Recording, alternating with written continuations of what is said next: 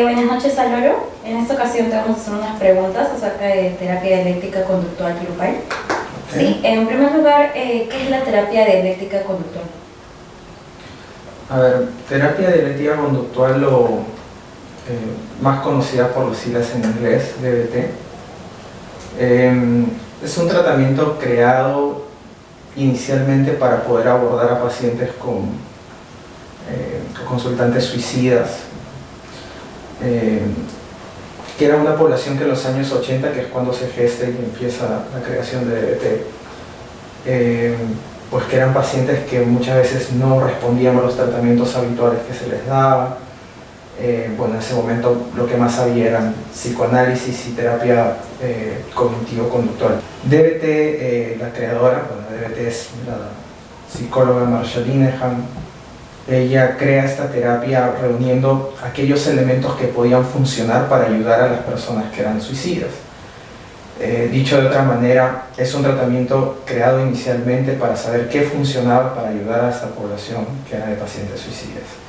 Ahora, lo que ocurre es que mucha de esta población es, luego, bueno, desde los años 80 que existe el diagnóstico de TLP, trastorno límite de la personalidad, pues que encajaban en las categorías diagnósticas del TLP. Y por lo tanto, luego se ha convertido pues, en el tratamiento digamos, de mayor evidencia y con mejor eficacia y mejores resultados para trabajar con personas que tengan ese diagnóstico. Y que se basa en dos principios, ¿no? Básicamente lo que es un constante equilibrio entre usar estrategias que promuevan la aceptación y validación de aquellas experiencias que son muy fuertes para estas pacientes, al mismo tiempo que se les da entrenamiento en habilidades para que puedan cambiar las conductas que les generan los problemas en su vida cotidiana. En sí, ¿cuál es el marco teórico de DBT? Dentro de DBT lo que Marsha propone es una teoría, bueno, en realidad no la propone, sino la adopta y la adapta, que es la llamada teoría biosocial. Es una teoría que permite comprender tanto la parte más biológica del trastorno, del TLP, o de la desregulación emocional, y del aspecto social que vendría a ser el ambiente invalidante, ¿no? Entonces, en una relación transaccional no es aditiva, no es que vulnerabilidad más ambiente invalidante generan el problema, sino es una interacción mutua entre estos dos elementos. Por un lado, la vulnerabilidad biológica o el aspecto más biológico del trastorno hace alusión a esta alta sensibilidad que tienen estas pacientes, algo que usualmente los terapeutas ni ellas mismas entienden de por qué sienten las cosas más intensas que otras personas, que tiene que ver con un aspecto más biológico. Y por otro lado, el ambiente invalidante, que son las respuestas del entorno frente a las respuestas emocionales que dan estas pacientes. Entonces, si es una persona que tiene emociones muy intensas, no sabe por qué se dan, lo más probable es que el ambiente o el entorno no sepa responder a esa experiencia emocional que tienen, y por lo tanto dan respuestas erráticas que lo único que generan pues es generar otro tipo de emoción en ella, ¿no? Por ejemplo, yo me siento triste, pero me siento intensamente triste y nadie va a entender mi tristeza allá afuera, entonces me va a decir, oye, ¿por qué te pones tan triste de algo tan insignificante? Entonces encima me voy a sentir culpable por sentir algo tan intensamente, y en esa transacción es lo que va generando la desregulación emocional, que es como que la base del TLP, de acuerdo a lo que Marsha plantea. ¿Cuándo llega la terapia dialéctica conductual al Perú?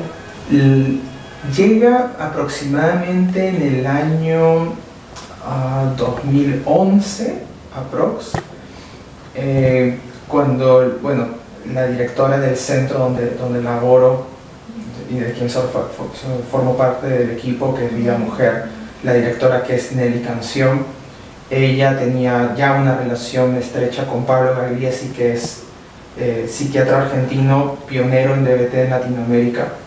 Nelly es quien trae por primera vez a Pablo para hacer un taller, más o menos en esos años. Obviamente la acogida fue muy poca porque no había mucho que se hablara de terapia de tercera generación ni nada por el estilo, pero desde ese entonces Nelly Canción y Vida Mujer empiezan a hacer lo que, digamos, a tratar de formar equipos y armar un equipo que pueda proveer de DBT. Eso, como te digo, más o menos en el año 2011, 2012. A la actualidad, bueno, en Vida Mujer continuamos, ya formamos todo un equipo ya formado, a través de entrenamientos constantes. Ahorita gran parte del equipo nos estamos formando dentro del entrenamiento intensivo que hubo a inicios de este año y cuya segunda parte es el próximo año. Y otra parte del equipo de Vida Mujer ya estuvo entrenado, ¿no? En Buenos Aires en el año 2014. ¿Qué influencia tiene de otros enfoques, ¿no? Como el conductismo? De hecho, DBT es una terapia conductual. No hay algo que salga, digamos, dentro de la lógica del conductismo. El conductismo como filosofía base. Sin embargo, lo que sí hace es incorporar estrategias, por ejemplo, de tipo más experienciales y un poco más humanistas, por decirlo de una manera. Por ejemplo, todo este tema de la validación, que es una de las estrategias centrales o nucleares del DBT, tiene mucho esto de la empatía, toda esta parte de no juzgar al paciente, comprenderle, pero validación tiene algo más, que es la comunicación directa de que cada experiencia que tiene el paciente es entendida en un contexto.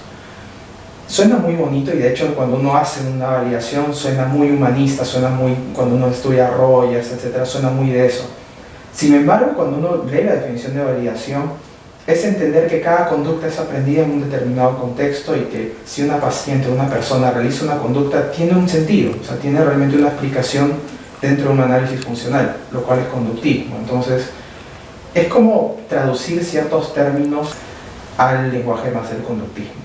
Lo cual no implica que, bueno, también utilizamos estrategias, por ejemplo, derivadas de las teorías comunicacionales, que bueno, derivan en la terapia sistémica, por ejemplo, estrategias paradójicas, ¿no? Que también son asimiladas dentro del DBT y que se conjugan muy bien con esta filosofía dialéctica, ¿no? Que a veces no estamos contemplando todos los aspectos de una misma realidad.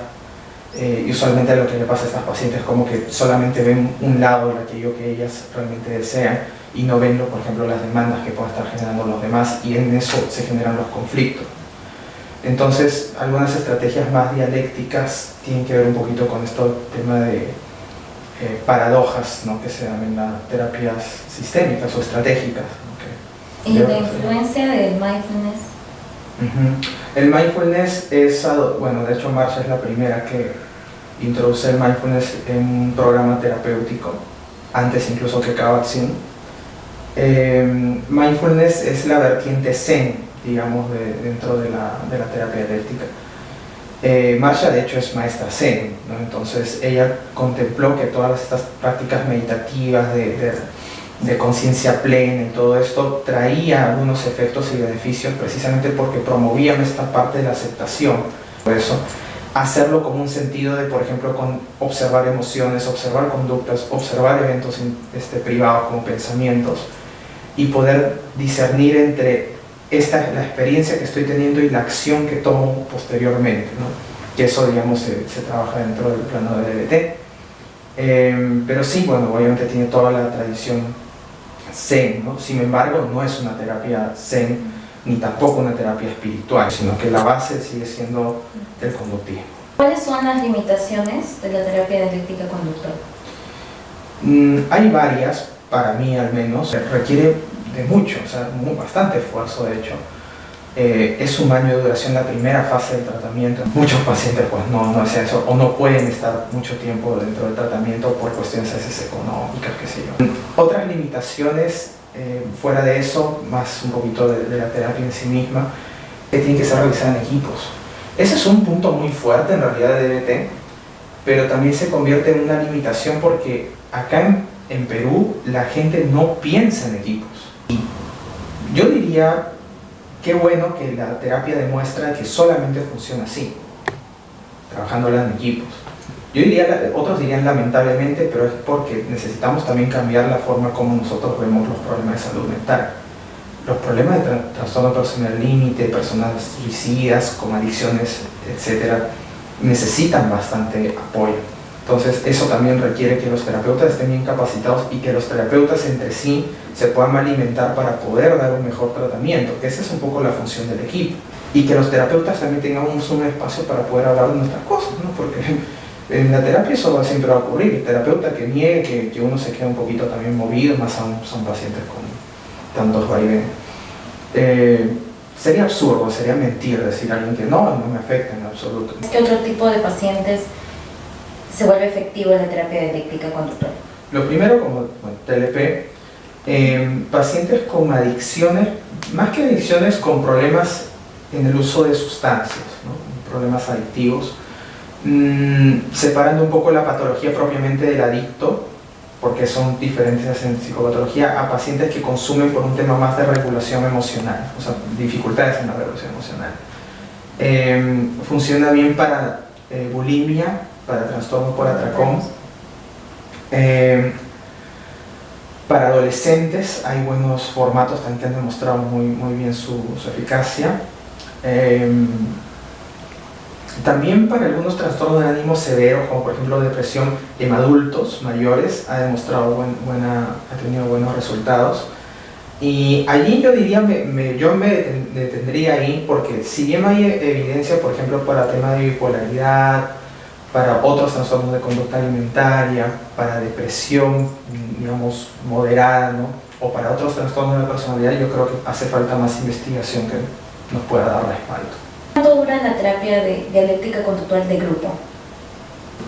Para que un programa de tratamiento sea DBT tal cual, necesitamos que, muy aparte que haya un equipo, que el paciente acuda a terapia individual, acuda a una sesión de entrenamiento de habilidades, que es la parte grupal, que reciba coaching telefónico, asesoramiento telefónico, y que el equipo se reúna, o sea, que el equipo haga sus reuniones de consultoría. Esos 4 elementos son cruciales para que sea un programa DBT.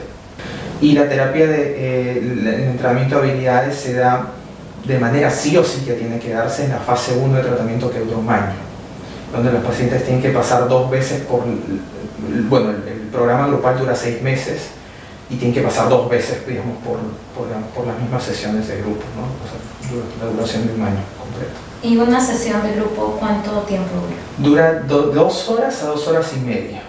Lo ideal son 2 horas y media que duren. ¿Cuáles son las técnicas de terapia dialéctica conductual que se utilizan para los grupos? Vienen a ser las mismas que se usan en terapia individual.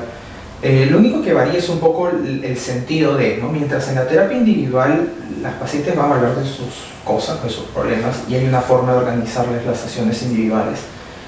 La parte grupal tiene que ver con toda esta parte de que ellas tengan que aprender habilidades nuevas.